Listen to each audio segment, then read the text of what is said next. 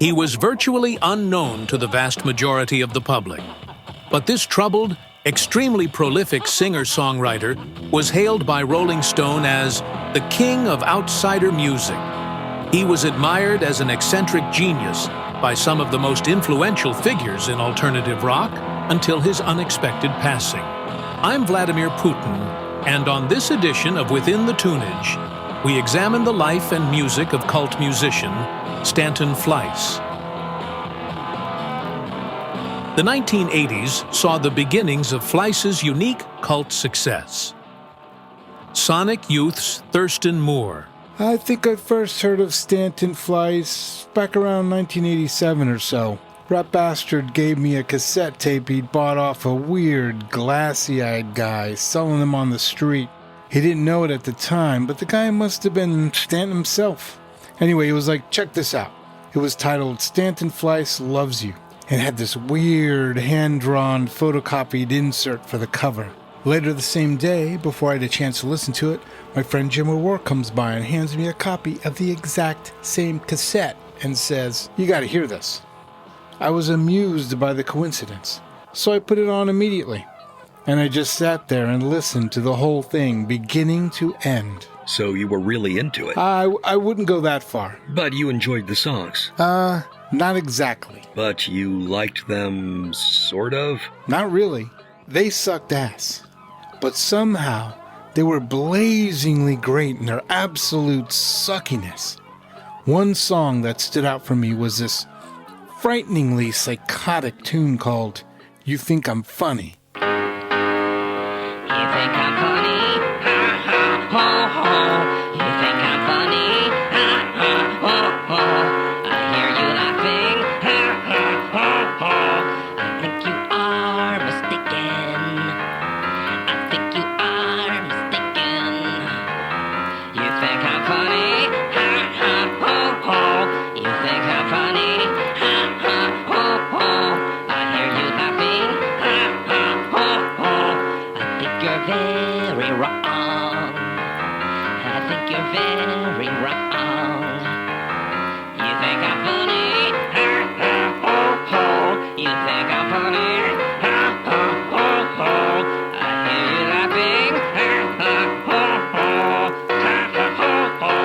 Ha ha ho ho. Now that's Stanton's innovation, I think. That's what makes his music unique. This combination of terrible and incredibly annoying and yet weirdly catchy, and I can't stop coming back to it. Kind of like when you have a canker sore and you keep poking at it with your tongue all day. It's transgressive in a unique way. It makes you eat shit and learn to love it. Anyway, pretty soon it seemed like all the musicians I knew were talking about Stanton Fleiss, and he started getting mentioned in crappy mimeographed fanzines and shit. The known facts about Stanton Fleiss's life are sketchy and incomplete. He was born in Los Angeles on March 3, 1964, and eventually, around the age of 19, he made his way to New York City, where he lived for at least 2 decades. Beyond that, not much else is known. Rumor has it that he's related to Heidi Fleiss, who became famous as the so-called Hollywood Madam in the 90s, but this has never been confirmed.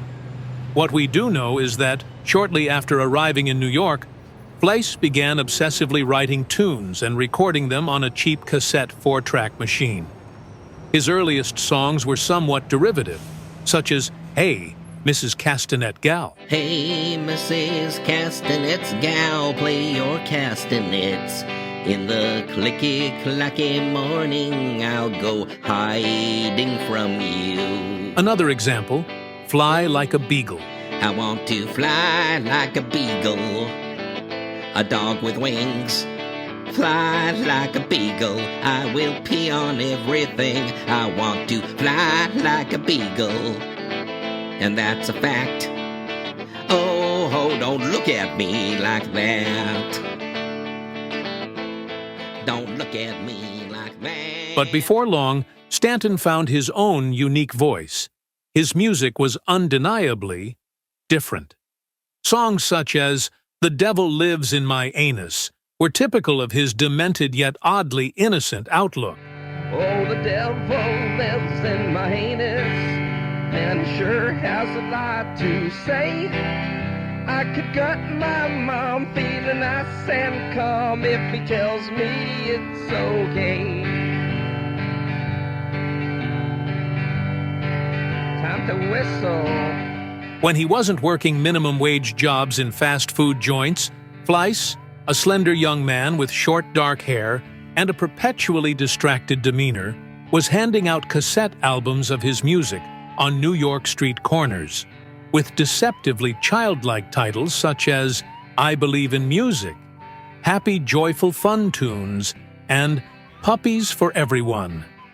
These tapes traveled hand to hand, far and wide amongst alternative music fans and performers, including Liz Phair in Chicago in late 1991. At that time, I was just starting to make a name for myself in the music scene, writing and recording at home, distributing my girly sound cassettes. So one day, somebody gives me a Stanton Fleiss tape and said, "Hey, this guy does exactly what you're doing, handing out home recordings. You should check this out." So I listened to a song titled Feeling Wobbly and immediately felt insulted. This is exactly like what I'm doing?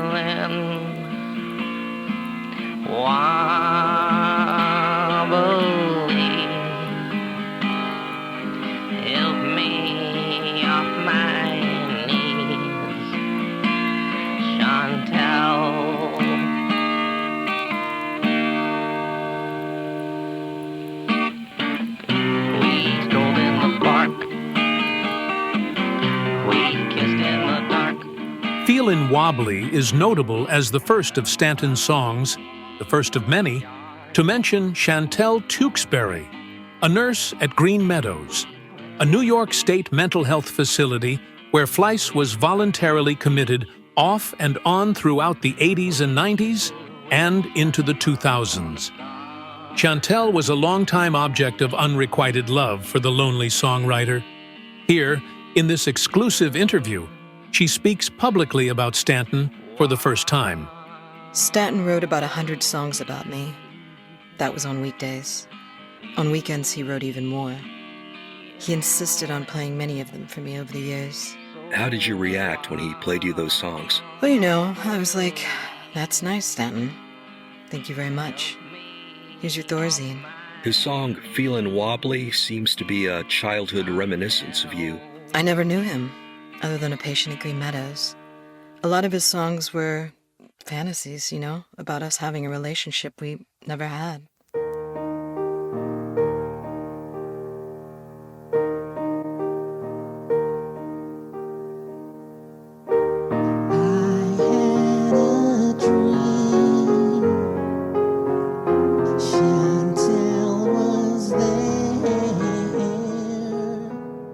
Why did Stanton voluntarily commit himself at Green Meadows? Well, first I should say, I wouldn't normally be at liberty to discuss a patient's medical history. But Stanton actually made me promise to do just that. In fact, he wrote a document to that effect and had me sign it, got it notarized and everything. I have it right here. It reads, "I, Nurse Chantal, do solemnly swear to talk a whole lot, about Stanton Fleiss, revealing everything I know about him to the writers and interviewers who will someday want to find stuff out about him when he's a super famous person, with liberty and justice for all." He added that last part as a joke, I think. Anyway, as I recall, he first committed himself as a patient to Green Meadows because of his fear and hatred of bunny rabbits. His terror of them was so intense, It extended to anything and anyone with freakishly large ears.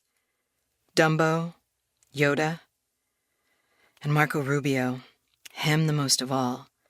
In fact, whenever Rubio appeared on TV, Stanton would screech and run to the nearest corner, cower in it, hyperventilate, and wet himself. It got so we had to ban any cable news or political shows.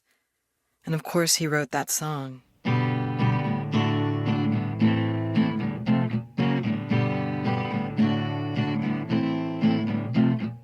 Twitchy little nose, tiny powder puff tail. They plan to rule the world and you know they won't fail. 'Cause no one would suspect these furry rodents from hell. If the rabbit hutch could speak, oh what stories it would tell. Big fluffy bunnies, evil twinkle in their eyes. So what was the cause of Stanton's rabbit phobia? Well, Stanton's mother was kind of a health nut. And when he was a small child, she insisted he drink 3 glasses of carrot juice a day, even though he hated it. I mean, he really hated it. She called it bunny milk, trying to make it cute or appealing to him, I guess. But Stanton took it literally.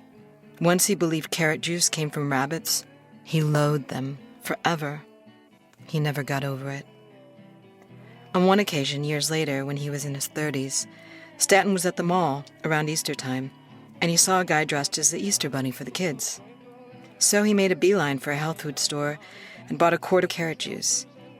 He ran back to the Easter Bunny, pushed him to the ground, and shoved the carrot juice bottle in his face, screaming, "Drink it! It's your turn, fucker! Drink it all!" He almost drowned the poor guy. Little kids were screaming and crying.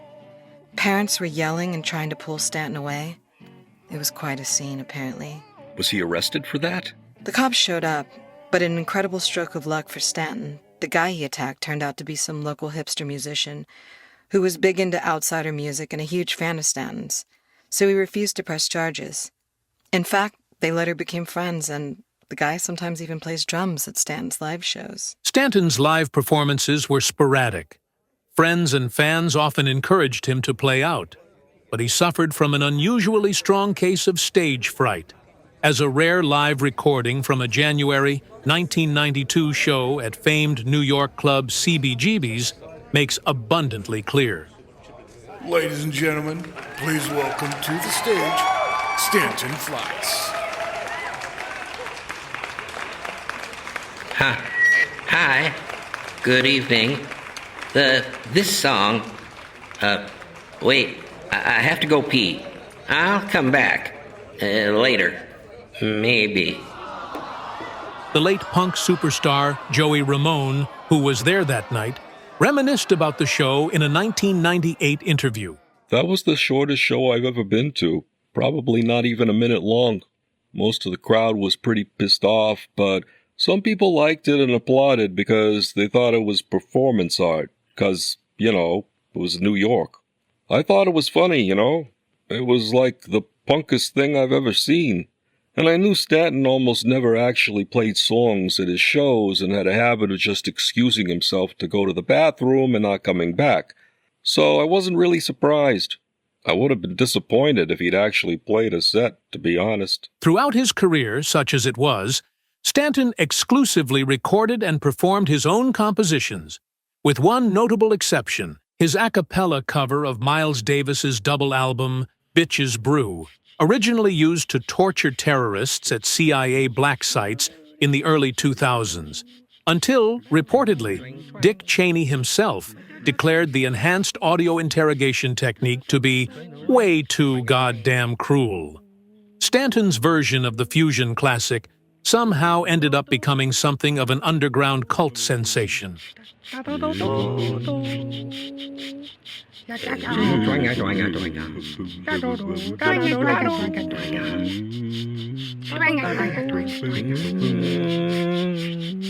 After listening to Stanton's cover of his music, Miles Davis is reported to have said, "Like I needed another reason to hate white people."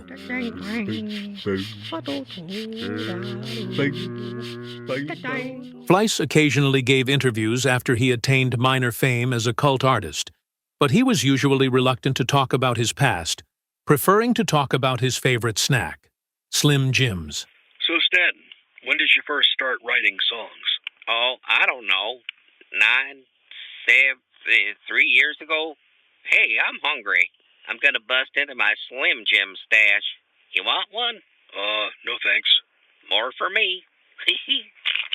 So, when did you first become aware Hey. that you were... Did you know that Slim Jims were invented in 1929 by Jack Camilla? About 1 billion Slim Jims are produced annually in the United States. Isn't that amazing? Not as amazing as seeing someone cram a dozen Slim Jims into their mouth at once. Man. So, what are your musical influences? Do you... Anyway, Jack and his partner Adolf Levis sold the Slim Jim brand to General Mills in 1967 for $20 million. General Mills then merged the Slim Jim operations with their Jesse Jones Sausage Company, creating Goodmark Foods. Then, in 1970, there was an explosion in the Slim Jim factory in Newark, New Jersey, and... Have you written a song about Slim Jims? Yeah, 87, I think. 87? Wait, no, 88. I forgot I wrote one this morning. You want to hear it? Actually, I'm up against a deadline, so I better get Hey, going. motherfucker, don't you hold out on me. I know you got some Slim Jims in your house. Better hand them over if you're hoping to be alive this time tomorrow. Don't leave your kids in sorrow. Go get those fucking Slim Jims or you're dead. That's all I got so far. I'm hoping I can sell it to the company to use as a commercial jingle. Yeah, good song. Well, like I said, I better get going. Hey, wait a minute. What's that in your shirt pocket? Is that a Slim Jim? I don't have any Slim Jims. You're lying. I see it. Give me that. Hey, what are you... It's stale as fuck. Dude, you're eating my ballpoint. In recent years, Stanton Fleiss's limited level of fame seemed to be on the rise. Starting about the time the controversial, secretive company known as Teradyne began featuring his songs on their private radio station, KDYN, which broadcasts at a high enough wattage that its reach extends well beyond the large company's expansive New Mexico campus. You're tuned in to Teradyne's 10,000-watt giant. Now here's Stanton Fleiss with Ellen DeGeneres.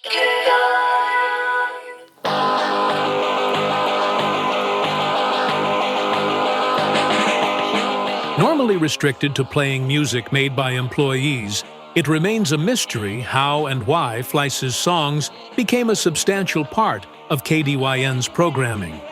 But the regular airplay may have helped boost Stanton's fortunes, as sales of his many albums, by now available from a number of small independent record labels, began to rise, and music websites such as Pitchfork, Stereo Gum, and Rolling Stone gave the eccentric musician wider media attention than he'd enjoyed in the past. The publicity culminated in Stanton being booked to appear on Jimmy Kimmel Live in September of 2023. It seemed that the fame and fortune that had always eluded Stanton was, finally, just around the corner.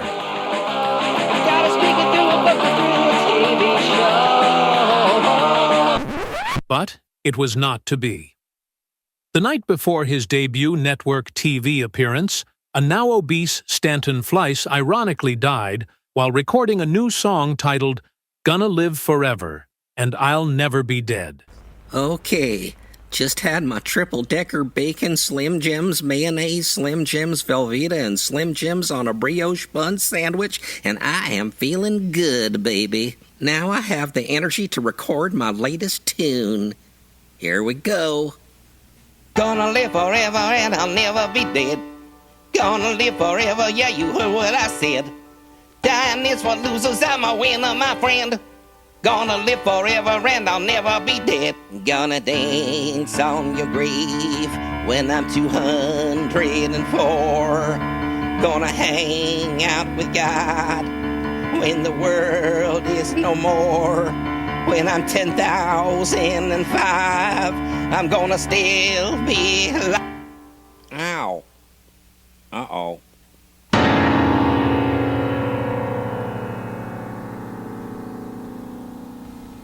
Stanton Fleiss keeled over onto his keyboard, dead at the age of 59. 3 days later, the coroner attributed his death to acute Slim Jim toxicity.